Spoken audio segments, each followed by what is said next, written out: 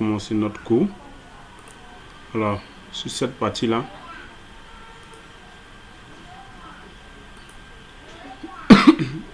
alors, donc nous sommes ici au prépa.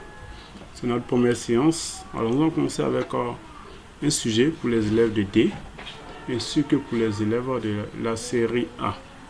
Alors, on commence. Première partie, 4 points. Alors, la consigne dit le candidat devrait traiter obligatoirement les 2 sujets proposés. C'est obligatoire. Donc, vous n'avez pas ici un choix à faire, vous devez traiter les 2 sujets. Exercice 1, 2 points.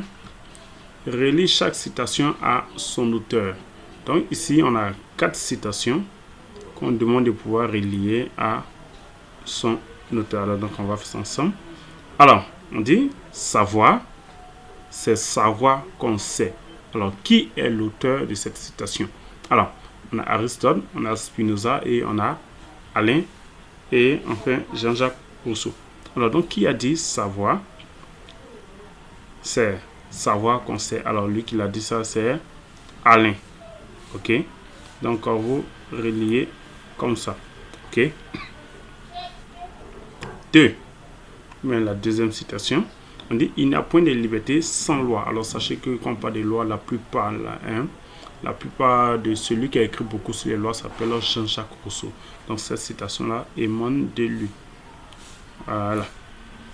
Alors, la fin de l'État, c'est la liberté. Alors sachez que c'est Spinoza qui l'a dit. Alors il a toujours défendu l'État.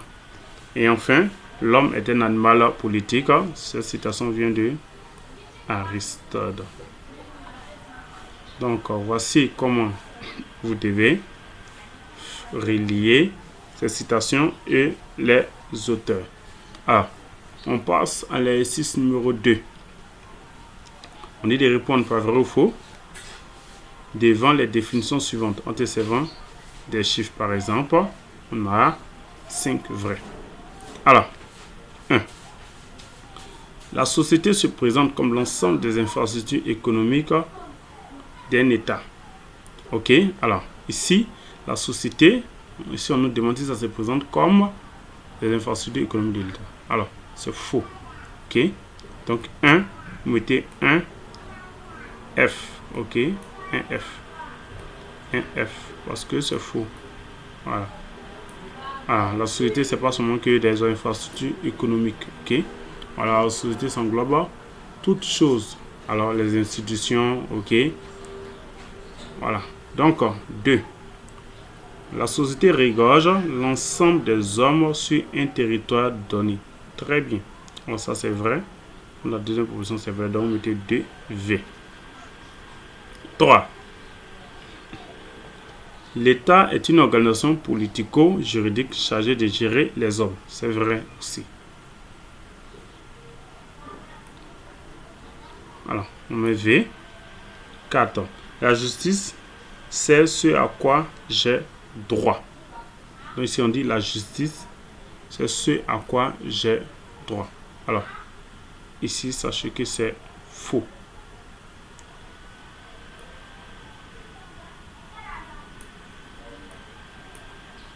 Voilà.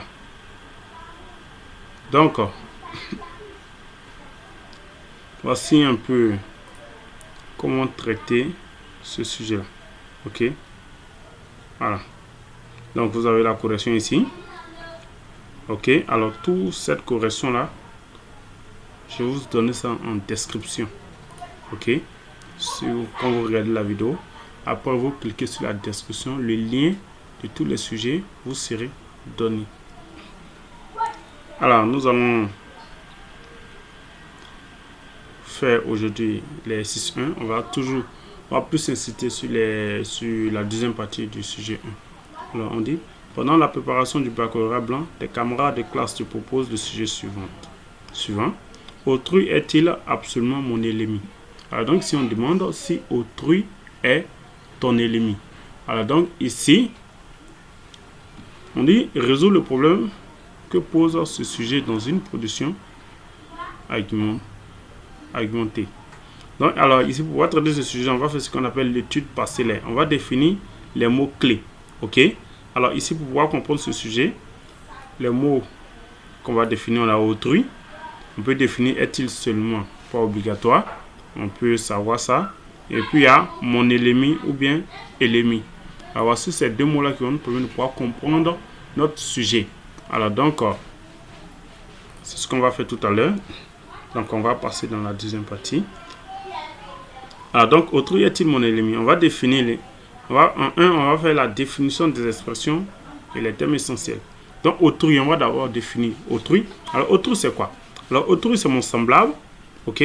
Donc on parle d'autrui, c'est la définition véritable d'autrui, c'est toute personne différente de toi. Ça veut dire ton papa est un autrui, ta maman est un autrui, tes frères et soeurs, ok? Toute personne qui est différente de toi est considérée comme autrui. Donc c'est ton semblable, c'est ton prochain et c'est ton alter ego. Alors, donc on a autrui. Autre mot, on a absolument, ok? Absolument veut dire quoi? Alors, absolument veut dire forcément, ou bien ça veut dire toujours, ok? Et on a le dernier mot, ennemi, ok? Alors, ce qu'on appelle un ennemi. Alors, un ennemi, c'est une personne qui cherche à te nuire, ok? Ou bien qui cherche à te détruire, voilà. Un ennemi, c'est pas un ami. Alors, on va voir le problème. Alors, ici, quel est le problème? Puisque le sujet dit, autrui est-il absolument mon ennemi? Donc, ici, le problème que ce sujet-là pose, alors, il y a plusieurs types de problèmes. On peut dire ici, autrui est-il nuisible? S'il est mon ennemi, c'est qu'il est nuisible. Nuisible veut dire dangereux. Ok? Ou bien on peut dire autrui. En tant que mon prochain, cherche-t-il forcément à me nuire. Ok? Donc, ici, vous prenez autrui, qui est le thème. Quand pour donner le problème, il faut toujours avoir le thème principal. Ici, on parle de quoi ici dans le sujet? Ici, tu dois te poser, on parle de quoi? Ici, on parle de autrui. Donc, autrui doit être forcément dans ton problème. Voilà.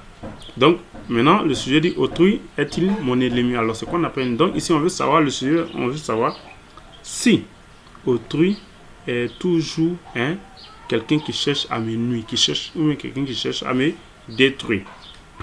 Alors, une fois que le problème est posé, on va analyser les différents axes. Ok? Alors, donc, je vais vous donner les différents axes et les différentes citations. Et en fonction de ça, donc ça c'est le plan de terre. Et vous allez rédiger ça. Et vous rédigez ça. Et vous m'envoyez ça sur mon WhatsApp. On corrige. S'il y a des fautes, on va rectifier. Alors, donc, As 1. As 1. Alors, pour trouver le As 1, c'est simple. On prend le sujet sous forme affirmative.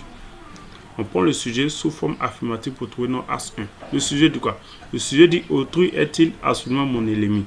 Donc, sous forme affirmative, on va dire autrui est mon ennemi. Donc, dans As 1, on doit montrer que autrui est mon ennemi. Donc, on doit montrer dans As 1 le côté négatif. Ok? Les citations qui montrent que l'autrui n'est pas bon. En français, terre à terre. Donc, As 1, on va dire autrui comme un ennemi. Et donc, on va montrer que autrui est un ennemi. On va présenter l'autre comme un ennemi. Alors, donc, je rappelle, avant de donner les arguments, il faut d'abord trouver la citation. C'est en fonction de la citation qu'on donne l'argument. C'est très important. On ne donne pas un argument et aller chercher sa citation. Donc, si vous partez à l'examen, vous devez d'abord rédiger vos citations au brouillon. En fonction de la citation, c'est comme ça que tu donnes l'argument. Donc ici, la citation que j'ai dans mon brouillon, c'est cette citation de Jean-Paul Sartre qui dit « Je saisis le regard des autres au sein même de mon acte, comme solidification et aliénation de mes propres possibilités. » Donc ici c'est cette citation-là que je vais pouvoir prendre, pouvoir développer. Donc ici d'abord, en fonction de cette citation, c'est comme ça je vais donner mon argument qui est là. Je ne sais pas si on se comprend. Au brouillon, d'abord, c'est la citation d'abord qu'on donne. En faisant de la citation qu'on donne l'argument. Ok? Donc, une fois que vous donnez l'argument, et puis maintenant, vous appuyez avec la citation. Mais on ne fait jamais l'inverse. C'est-à-dire donner un argument et aller chercher une citation qui correspond. Tu vas faire un hors-sujet. Il faut toujours avoir les citations avant de donner les arguments. Ça permet d'être cohérent. Donc, ici, on peut dire quoi? En fonction de cette citation de l'argument qu'on peut trouver, on peut dire autrui est source de gêne, d'angoisse, car sa présence, son regard, ses actes, etc., m'oblige à renoncer à mes désirs et envies. en me débrouillant